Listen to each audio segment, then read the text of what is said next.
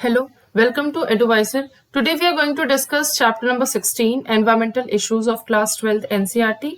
And this is the part 3 video of this chapter, and this is the last chapter of this class. Question number 15. Catalytic converters are fitted into automobiles to reduce emission of harmful gases. Catalytic converters change unburned hydrocarbons into. देखिए, ये जो catalytic converters होते हैं ना, इसमें कुछ expensive metals होते हैं, कुछ एक्सपेंसिव मेटल्स होते हैं, और वो एक्सपेंसिव मेटल्स क्या क्या है? They are platinum, palladium and rhodium. Platinum,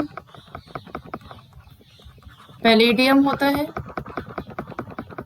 और इसके साथ साथ रोडियम होता है. रोडियम, ये दोनों एक्सपेंसिव प्लेट्स इसमें प्रेजेंट होते हैं कैटलिस्ट में, एंड उसको हम लोग क्या करते हैं कि ऑटोमोबाइल्स में उसको फिट कर देते हैं. इसके वजह से क्या होगा, जो पॉइजनस गैसेस होंगे या जो हार्मफुल गैसेस होंगे उसका एमिशन कम हो जाएगा, यानी कि जो हार्मफुल गैसेस जैसे SO2 ये सब जो है कम एमिट होंगे उससे. ठीक है, तो एक्चुअली इसमें होता क्या है, इसमें कैसे एमिट कम होंगे, जो अनबर्न्ड हाइड्रोकार्बन है. अब ये जब रिड्यूस होगा तो किस में कन्वर्ट होगा? ये unburned hydrocarbon converts into carbon dioxide and water. दो चीजों का कन्वर्जन होता है, एक तो अनबर्न्ड हाइड्रोकार्बन का कन्वर्जन होता है किसमें? कार्बन डाइऑक्साइड और वाटर में. और इसके साथ साथ जो कार्बन मोनोऑक्साइड है, आपको पता है कि जो एमिशन होता है उसमें कार्बन मोनोऑक्साइड भी रिलीज होता है और उसमें नाइट्रिक ऑक्साइड भी रिलीज होता है. ओके, नाइट्रिक ऑक्साइड भी रिलीज होता है. तो ये भी दोनों बहुत हार्मफुल है. ठीक है, तो ये दोनों भी कन्वर्ट हो जाते हैं किसमें? दे change into carbon dioxide and nitrogen gases. Carbon dioxide and nitrogen gases में ये कन्वर्ट हो जाते हैं. कार्बन डाइऑक्साइड हमारे एटमॉस्फेयर में आ जाता है, नाइट्रोजन गैसेस ऑलरेडी हमारे एटमॉस्फेयर में 78% के अप्रॉक्स प्रेजेंट है, वो उसमें मिक्स हो जाते हैं. तो एटलीस्ट ये जो डेंजरस वाला पार्ट है वो तो रिड्यूस हो जाता है हमारे एनवायरमेंट से. ठीक है, तो ये किस में कन्वर्ट हो रहे हैं? कार्बन डाइऑक्साइड एंड वाटर में. ये इसका करेक्ट आंसर है. अब जिसमें भी कैटालिटिक, जिस भी ऑटोमोबाइल में कैटालिटिक कन्वर्टर है, उन ऑटोमोबाइल्स को या उन मोटर व्हीकल्स में हमको अनलीडेड यानी कि अनलेडेड पेट्रोल यूज करना चाहिए. क्यों? क्योंकि अगर किसी पेट्रोल में ऐसा पेट्रोल हम यूज कर रहे हैं जिसमें लेड प्रेजेंट है, तो ये लेड जो है वो इनएक्टिव कर देगा किसको? ये लेड इनएक्टिव कर देगा किसको? कैटालिटिक कन्वर्टर को. ये इस कैटालिटिक कन्वर्टर को इनएक्टिव कर देगा. ये आपके ऑटोमोबाइल में प्रेजेंट है, फिर भी कुछ फायदा नहीं होगा उससे. क्यों? क्योंकि आपने पेट्रोल में लेड रख रखा है. ठीक है, तो यहाँ पे 15 का B is the correct answer. Question number 16. Why is it necessary? क्यों इतनी जरूरत है इस सल्फर को पेट्रोलियम प्रोडक्ट से रिमूव करने के लिए? आपको पता है कि ये जो सल्फर है ये कितना ज्यादा डेंजरस है. SO2 के फॉर्म में ये रिलीज होता है. ठीक है, तो एक तरीके से जो SO2 है वो क्या है? ये हार्मफुल एयर पॉल्यूटेंट है. ओके, हार्मफुल एयर पॉल्यूटेंट है. और उसके साथ साथ आपको पता है कि ये जो SO2 है ये एटमॉस्फेयर में मिक्स होके क्या रिलीज करता है? एक तो इससे बनता है H2SO3 और बनता है H2SO3, यानी कि ये दो फॉर्म में होता है H2SO3 में.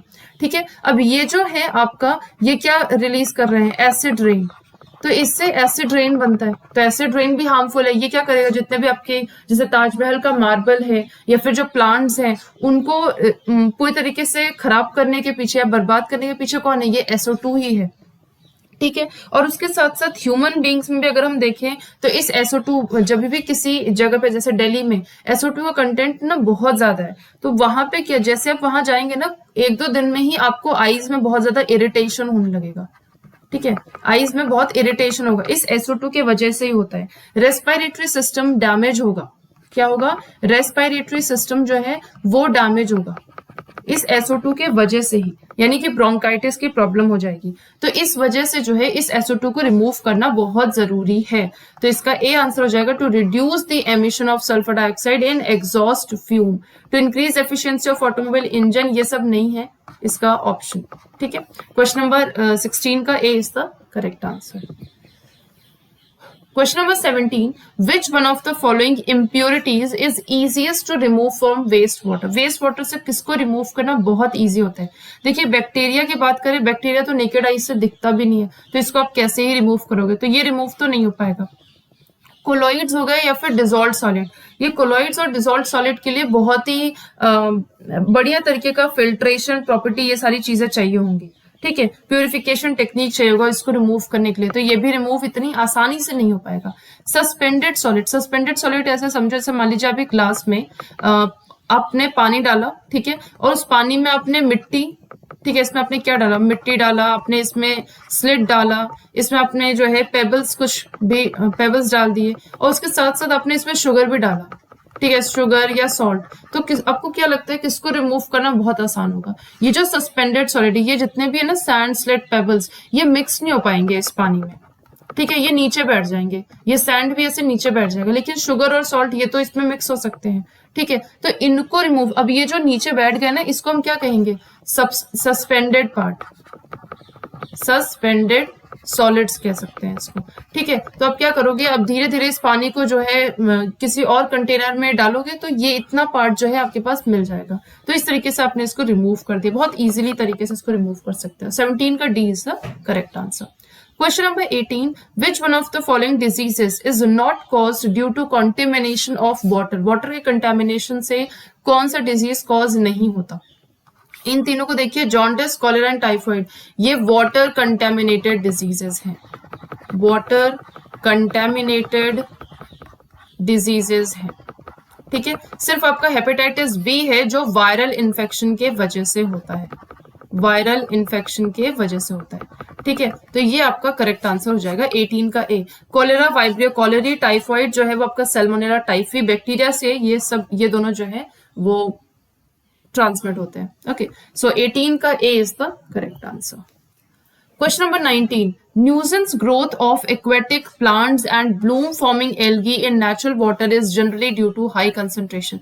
इतनी लंबी लाइन जो लिखी है, इसको अगर मैं एक वर्ड में लिखना चाहूँ, दैट इज यूट्रोफिकेशन। क्या कहते हैं, यूट्रोफिकेशन, या इसको आप एक और नाम से जानते हैं, that is algal Bloom, algal Bloom. तो क्या होगा, वाटर बॉडी, मान लीजिए बहुत बड़ी वाटर बॉडीज है, उसमें क्या होगा, ये जो एल्गा है ये बहुत ज्यादा ग्रो कर जाएगा।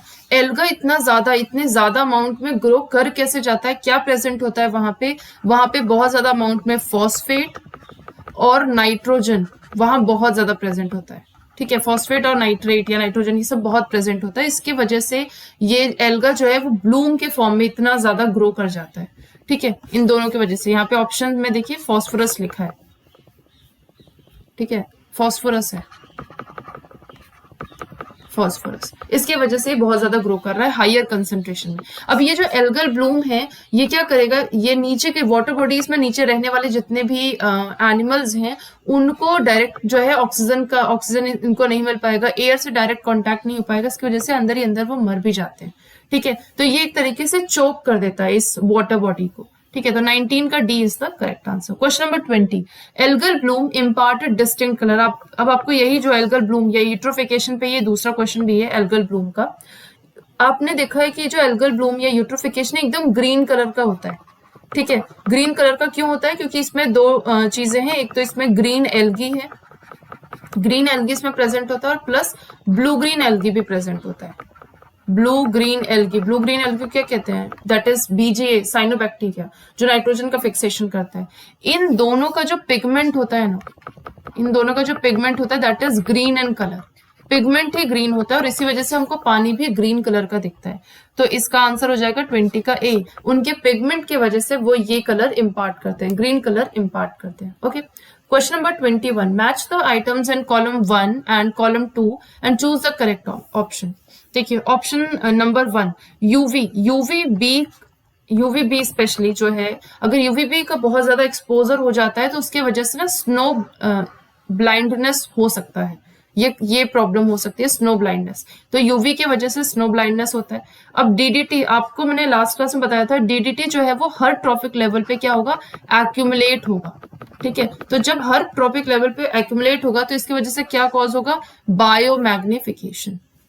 अभी थोड़ी देर पहले बताया आपको, फॉस्फेट के वजह से जो है क्या हो रहा है, यूट्रोफिकेशन, है ना। तो यहाँ पे आपका ए का आपका third is the correct answer, A का थर्ड 3 में है।